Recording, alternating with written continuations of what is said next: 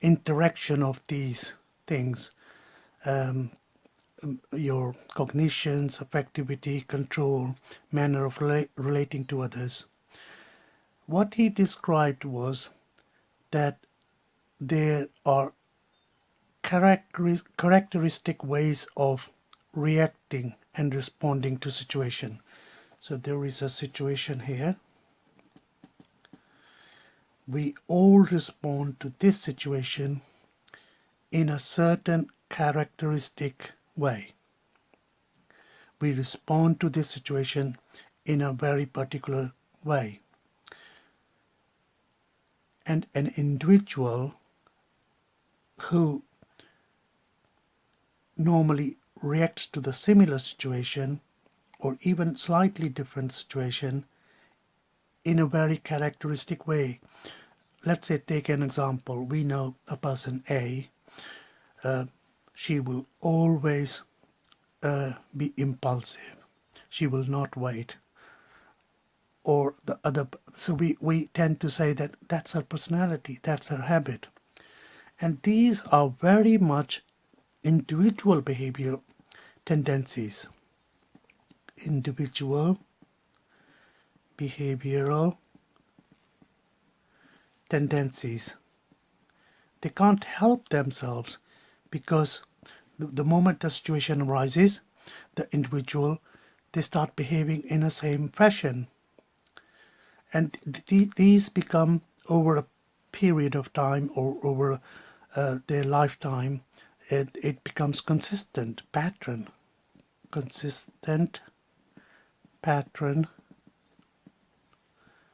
of reacting in a similar way. We know that when this person gets drunk, they will behave like that. They will be rude, they will be upsetting others, and that is their personality, that is their habit. And the way we think about and view ourselves and perceive others. So they always think in a similar way. So the way the person thinks about self and perceive other people.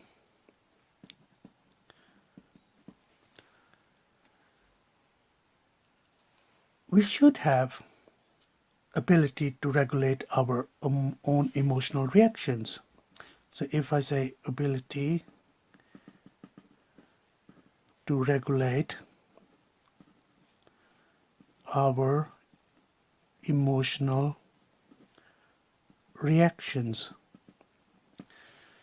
But in personality disorder, this factor is not there.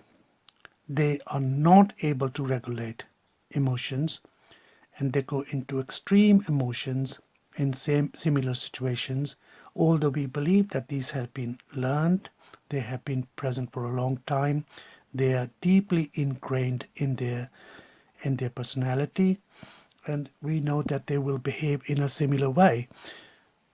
And we still believe that they should have ability to regulate these emotions, but these go out of their control. And this demands from our environment and relationship with others that something is not right. Therefore, we should do something about it and try to help. Now, we mentioned that our personality is our characteristic way of thinking about and responding to people or situations. And our personality affects how we perceive things and the sense we make of things, as well as how we behave. So again, there is a situation, we behave in a certain way, and It is linked with our emotions, our impulses, and relating to others,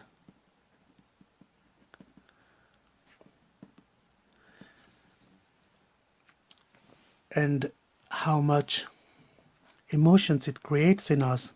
And if you keep on having similar behavior, similar emotions, similar impulses, and similar ways of relating to others, no matter who they are, you treat them in a bad way all the time, most of the time, and that can cause a problem. Now, our personalities, as we said, are all shaped by the experiences we have as a children. And you can probably think of adults what you are now, or you can think of other adults that were close to you when you were growing up and how big impact they had on you, what you are today. You can probably remember some major events or upsets in your life as a child that have affected you and you are acting them now. So let's look at what are the factors that affect our personality when we are growing up. Let's say the factors affecting personality.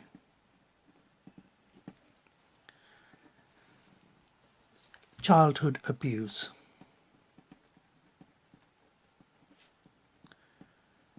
This is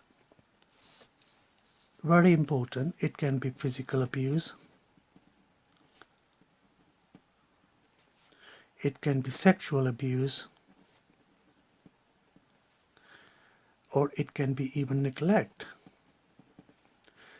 So physical abuse, as a growing up, you were hit, you were beaten, you were punished for literally nothing or very small things, and you did not feel comfortable whatever you did, and you were punished. If you suffered a sexual abuse, again, could be from the family, others, relatives, strangers, still it is going to impact on your emotions, on your feelings towards yourself and towards others. You might feel very bad about yourself, and you might not trust others.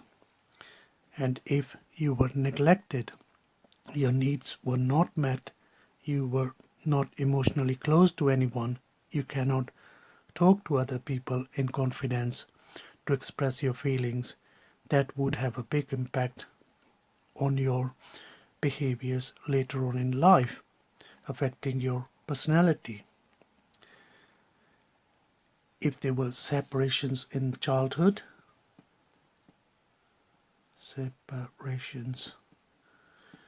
even things like divorce, death,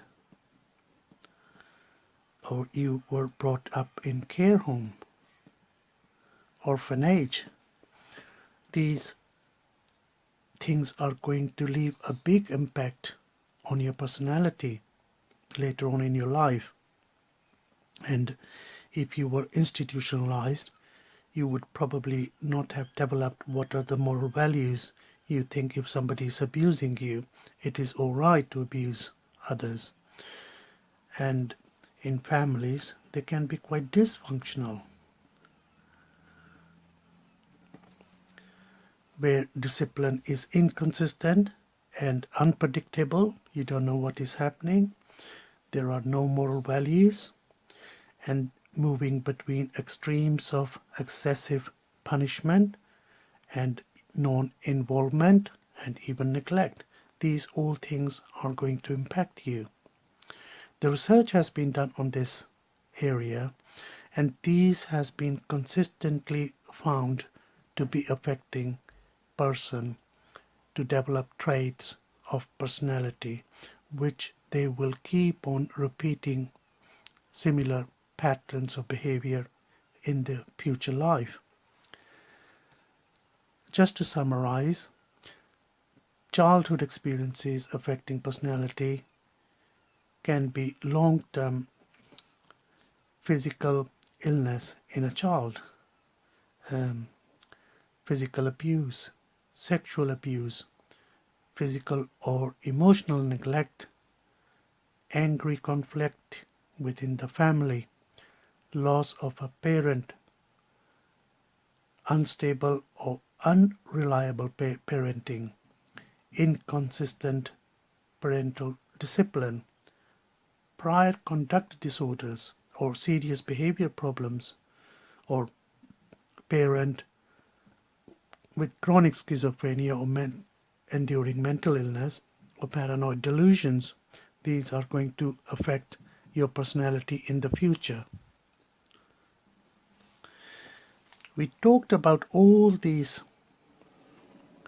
childhood experiences that are going to have impact on your personality later in life. But how do they do that? The reasoning given behind is that when we are growing up,